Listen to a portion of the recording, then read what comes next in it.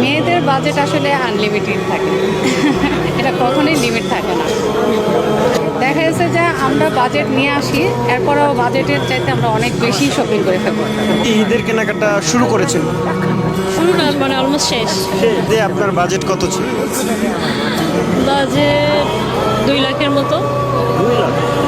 আপনার প্রায় দেড় লাখ টাকার উপরে। 1.5 লাখ টাকা। হ্যাঁ, আপনি নিজের জন্য কি কিনলেন? আমার জন্য আমি যদি বলি তো আমার জন্য আমি জামা কিনছি অনেকগুলি। আমার জামা এই প্রায় 75,000 টাকার মতো।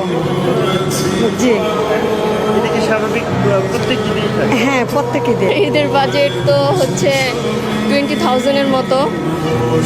এখন শুরু করতেছি, দেখি কততে কিনা যায় ড্রেস। ড্রেস যদি ভালো লাগে বাড়তেও পারে। এবারের ঈদে আপনার বাজেট কত ছিল? না, এখন তো তেমন বাজেট নেই, আপাতত যেটা পছন্দ হবে সেটাই কেনা হবে।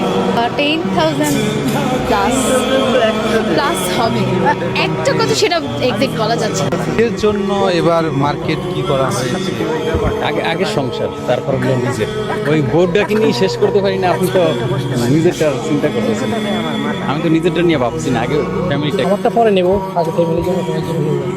হয়েছে এভাবে আমার জন্য সবার লাস্টে নিয়ে করতে। আমি তো আর নিজের জন্য কিছু কিনি নাই, এখন এই বাচ্চাদের জন্য কিনবো, মেয়েদের জন্য কিনবো, এই একটু পাঞ্জাবি কিনবো, টুপি কিনবো, স্যান্ডেল কিনবো, এই